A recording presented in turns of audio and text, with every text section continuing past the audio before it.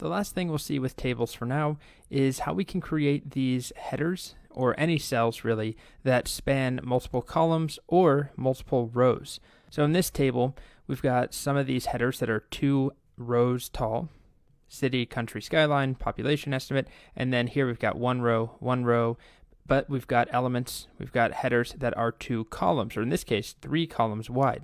So I'd like to make a second table, probably slim it down. So I'm just going to copy our table here. And down here, maybe I'll just put an H2 or something to separate them. For now, I'll just write V2. And we're just going to bother with the animal name, the average mass, and the maximum mass. We'll get rid of maximum mass. So it'll just be those 3. But I am going to need to remove the maximum mass cell from each one of these.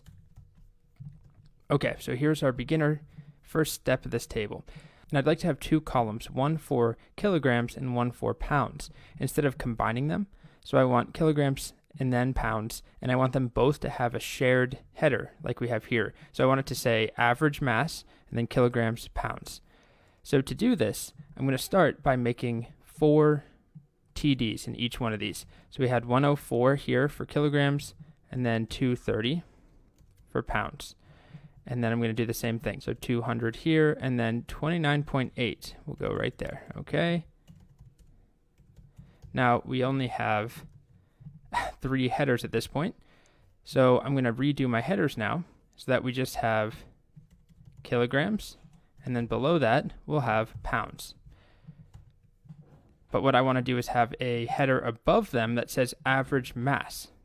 And if I'm losing you, we're following this pattern here. So we'll have kilograms, pounds, average mass on top. So to make this work, we need to use 2 attributes we have not yet seen, called Colspan and Rowspan. Okay, so all that we need to do is make 2 rows of headers. So we're going to have 2 TRs. And in our top row, we're going to have animal. We'll have a new header that's not there yet, and flighted. So I'm going to move things around. We've got animal.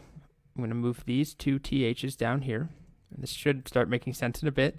And then I'm going to add a new TH in here that just says average mass. So right now this is a problem. We have 5 equally sized THs. This is not really what we want, right? What I want here is to have animal take up 2 full rows in height. So this whole thing would be animal. I want average mass to take up 1 row in height, but I want it to go 2 columns across. So let me show you how this works. On animal, we can set row span to be 2. So now animal should take up 2 rows, and there we go. Its height is 2 rows. 1 row here, 1 row there. So I can do the same thing for flighted, which is what I want. Okay, still a little bit messed up because we need to say that average mass is spanning 2 columns. So Colspan equals 2. Refresh, and there we go. So it's still pretty ugly, but now what we've done is created 2 rows of headers. Some of the headers here, like animal, if I actually inspect, it might be easier to see.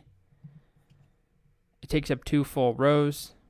This takes 2 full columns going horizontally, and that takes up 2 full rows. And then down below we have another row, and it really is just kg and lb, kilograms and pounds. They each are sort of 1 by 1 row by 1 column, like a typical header.